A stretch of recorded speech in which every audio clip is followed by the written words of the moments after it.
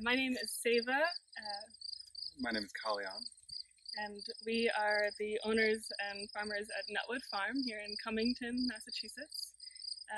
We decided to take a look at how perennial crops can save the world, specifically hazelnuts and chestnuts.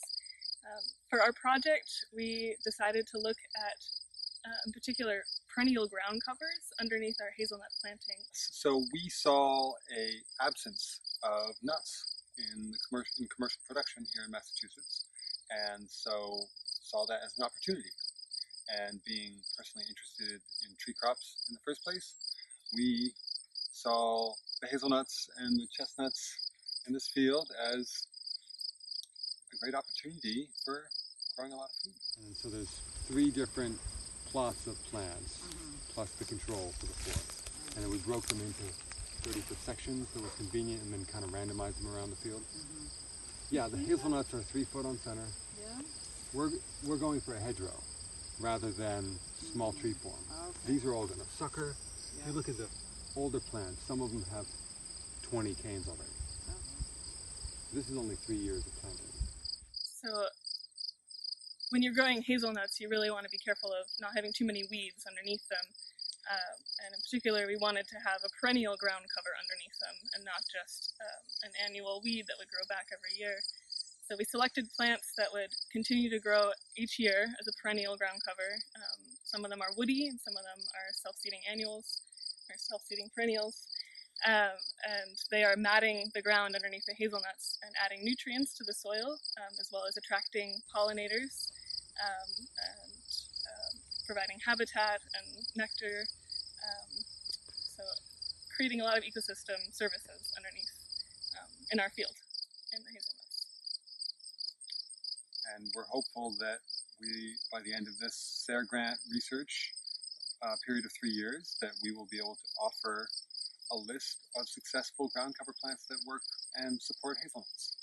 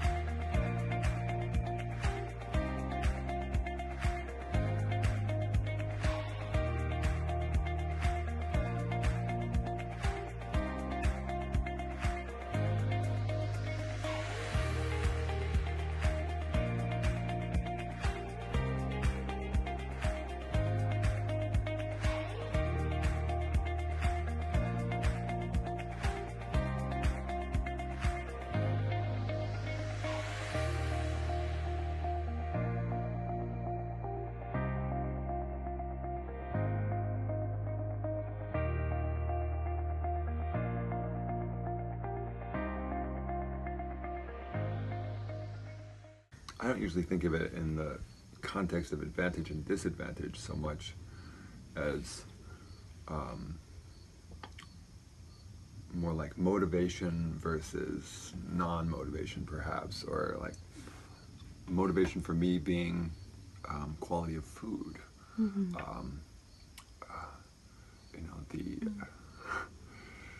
The reality is it's a lot of work. Because we're choosing to do things more ourselves without taking advantage of processed foods coming through the capitalist system.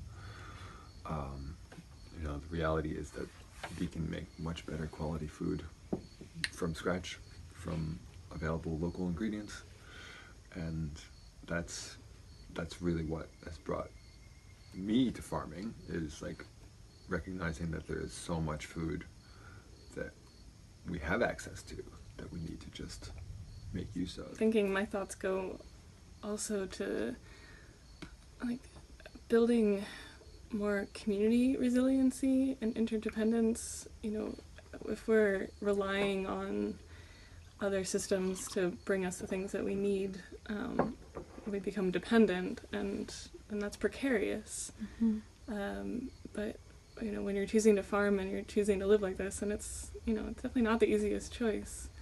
but you end up building so much strength, so many skills, relationships with your neighbors, with your community, and you become better for it, healthier, stronger, wiser. The real reward, aside from the food itself, is the relationships you get in the process of attaining it. The relationships we have with our goats, the relationships we have with our trees, these are all relationships that we can cultivate and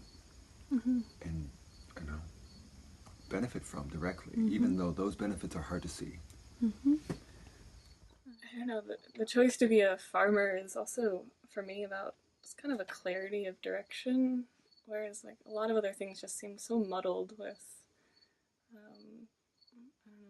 dilemmas in a way, compromises that you have to make. Even if you're trying to be environmentally conscious about something, there's always a sacrifice that has to be made. And so just like choosing this way of life just seems like, I don't know, the most straightforward, even though it's still not. There's still compromises, but there's fewer of them, it feels like. We've inherited such a corrupt system,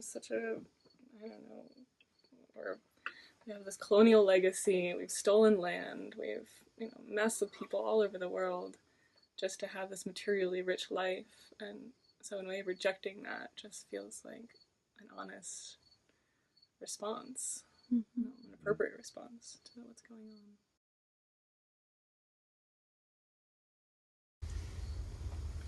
I think we both had a lot of work experience that kind of led us in this direction. I've dabbled in a couple different things, mostly animal care and tree care specifically, that both prepped me for what we're doing. Mostly pruning apple trees and then raising sheep and goats. I don't know, I was kind of on a track for a little while of like doing the organic farm internships and trying to see myself doing that more as a career, you might use that word, where I'm primarily trying to generate income. But I don't know, that's also really hard to do, and a lot of young people aspire to that and struggle to then make the leap from student of farming to farmer. Acquiring land, acquiring resources is still bent on having resources to begin with, so if you don't have those resources, you're got that disadvantage. Then I got into the nonprofit world and worked there for a couple of years, but didn't want to do that for the rest of my life. I mean, it was interesting work, and I totally learned a lot and benefited from the experience, the relationships, but couldn't do that forever. So quit the job and landed here. What work-life balance? What is that? Well, this is our life. It's something that we're still striving for, because the reality of trying to live closer to the seasons means that there's times when things are slow and things are quiet, and there's times when things are busy and we sleep less and we just collapse at night because we've been working all day. But the satisfaction that comes from a day well worked and a job well done and food put away, and then we have those winter months when there's less work to do and we have the food that we put away to nourish us through the winter months.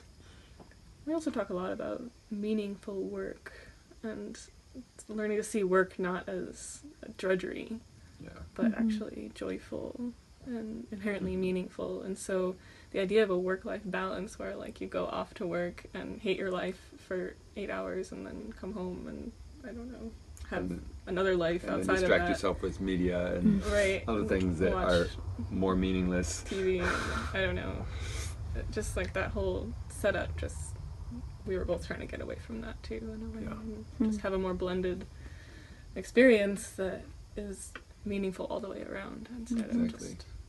Where you can enjoy both your work and your play equally. And we get to take the goats out on walks while we're working, picking berries.